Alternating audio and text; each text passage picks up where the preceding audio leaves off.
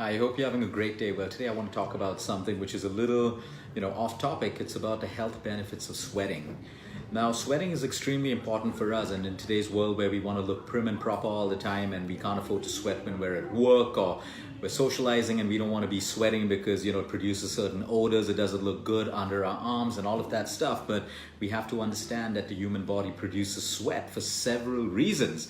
Number one, it's the natural way of the body to protect itself and regulate temperature. So when you sweat, your body's regulating temperature. It's pretty much like an overheated engine or a radiator in a car. You put water in it and it cools down automatically. Well, sweating has its own benefits, and for the longest time, because we lived a life many, many years ago where we did most of our things ourselves. We didn't have servants to do many things. We didn't have cars. We didn't have drivers. So we had to walk to the nearest market. We had to do our own work, climb up, come down. So we broke out into minute amounts of sweating, which was just perfect for us. When you go back into civilization, right from ancient Egypt to the Scandinavian countries, to even parts in Australia, there were always these sweat lodges, or there were places where they induced heat in the form of saunas to make people sweat, especially in cold countries. And then you had Turkish baths and you had hammams, and then nowadays you have hot water steam rooms and jacuzzis that induce people to sweat. When you go to any wellness center across the world, you'll find that there is a steam room or there is a sauna or there's a hot pool jacuzzi. The whole idea is to get you to sweat. Now, what happens when we sweat? And why is it so important for us today? Because we all live in air-conditioned environments. And so we never really end up sweating too much. And even if you're working out in a gym, which is air-conditioned, you have to have a really good high-intensity workout to get you to sweat that much. Well, there are ways to make sweat happen, but let's understand why it's good for us and why it's so important. Before, a lot of people played outdoor games and you automatically break into a sweat, and you would notice that your skin is much better. You see, sweat purges the body of toxins and dirt.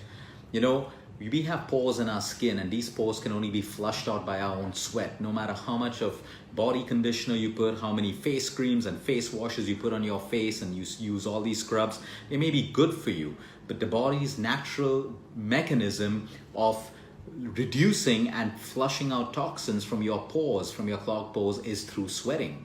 So here's a simple example for anyone who's ever done steaming. When you have a cold or you have a cough or you steam, or some people even do it at health centers. When you steam, have you noticed how your skin glows for about an hour after you do that steaming process? And it's simple. Today you can just boil water and you put it in a vessel and you put a towel over your head and you put yourself in that steam. Be very careful not to touch it because it can burn you. And then you just do some deep inhalation over the steam. And two things happen. One, it opens up your entire sinus. It opens up all the clogged, all the congestion in your chest tends to come up. But then look at your face in the mirror once you wipe it with a towel. And you'll notice how your skin glows, how clean it is. Because what you've done is induce sweating in your face, which is now basically flushed out a certain amount of toxins if you have toxins, or it's just cleaned up the pores naturally. Well, it also improves your blood circulation, because to get sweat happening, your blood circulation improves. And a lot of us today live with less or inaccurate blood circulation. You see, blood has a very important function of carrying oxygen, which is the life force, the prana, and nutrients from the food that you eat to billions, to trillions of cells in the human body. So we could be eating the best food, we could be getting the best amount of sleep, we could be meditating every day, but if we don't have movement, means we don't have the right circulation. If we don't have the right circulation, we're unable to get oxygen and nutrients to all the cells. So sweating also induces blood circulation in the body, which is fantastic for you. It makes us feel good. Look at anyone who's sweating, probably not sweating out of stress. There are a lot of people who are stressed out and anxious and they start sweating. You may not enjoy this part of it, but people who sweat when they're working out, they generate hormones called endorphins.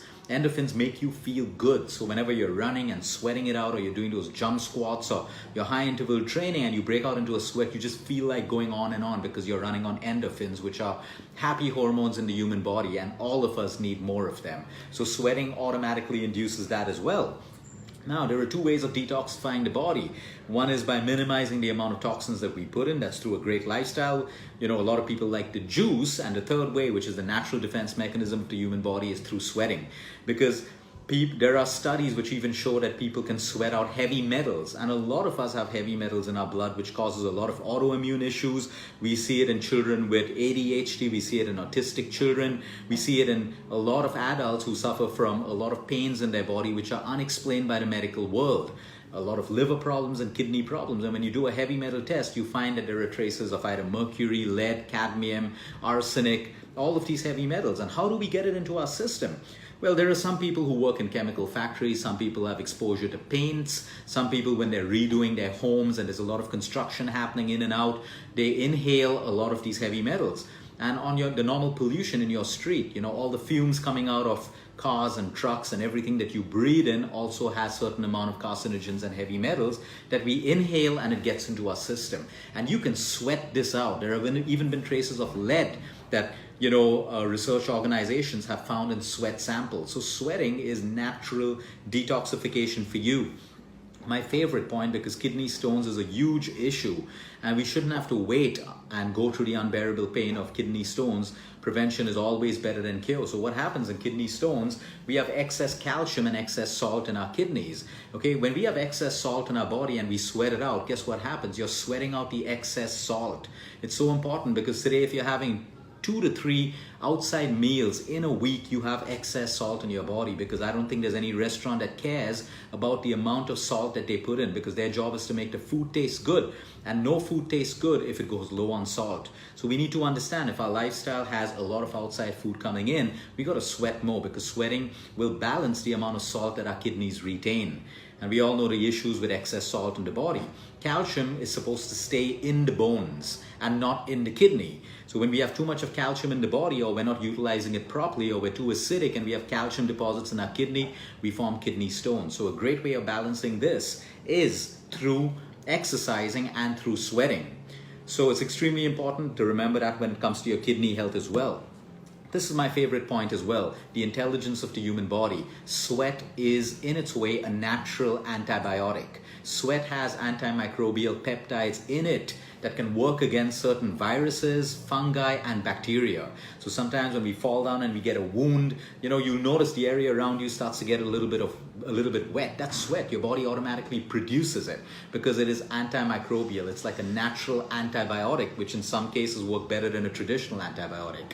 Without ruining your gut, your body produces its own amount of natural antibiotics to fight bacteria. Do you think whoever created this intelligent system would create it without the necessary defense to fight certain things? It's a different issue that we have antibiotic resistance today and superbugs because of the misuse of antibiotics over the years. And that's a different problem. But the human body produces sweat, which is a natural antibiotic. So sometimes you have acne, sometimes you have pimples. A lot of people say, oh, don't sweat, keep your skin dry and all of that stuff. You want to sweat because even when it comes to zits that you have on your face and your skin, you'll find that sweating makes it better over time.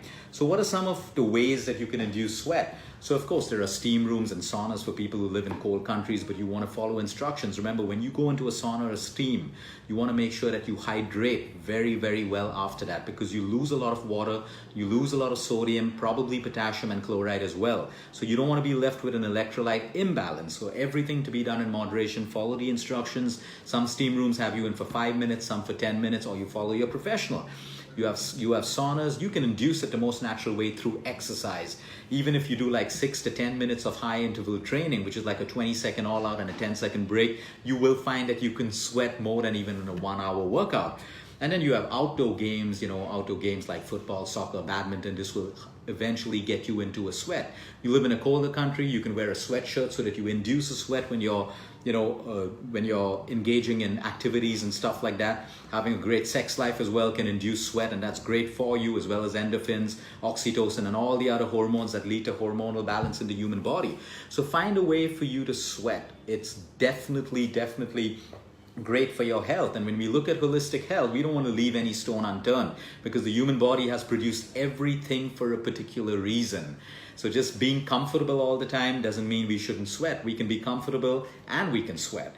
And then coming down to all these, antiperspirants, which, when you sweat, you spray all that stuff under your arm. You have to understand that's ridiculous for your health, no matter what the cosmetic companies tell you, because you have aluminium in that, which blocks your sweat glands from producing more sweat. And you have an antimicrobial that kills bacteria. Any bacteria that the body is trying to push out is eventually going to die. All you need to do is wash yourself or use, something which is essential oil based, but trying to stop yourself from sweating, especially under your arms, is detrimental for your health. Your lymph nodes are trying to push out toxins, but you're trying to keep it in because you're spraying something in that causes your body to keep toxins in your lymphatic system. And we can see every connection with a lymphatic cancer, with certain kinds of breast cancers as well, no matter what anyone tells you, because we have to understand the cosmetic industry is $1 trillion industry, and they will go to any extent to show that their products are not harming us. There's good cosmetics and there's bad cosmetics. We got to use vitamin C, which is common sense, to understand if something is stopping a natural process in my body, like sweating, I shouldn't be doing that, because the body's trying to eject toxins, and here we are trying to keep it into our system. We all know what happens when there's toxic accumulation in the body. Eventually, it becomes disease. For some people, it's inflammation. For some people, it's an inflammatory disease that could be diabetes, cancer, or whatever it is. Am I saying this is the root cause of cancer? No. All diseases are multifactorial. Small things cumulatively add up to cause the disease. This could be one of them. So you want to keep yourself as natural as possible wherever you can, in the best way that you can. Have a great day, everyone. Until next time, eat smart, move more, sleep right, and breathe deep.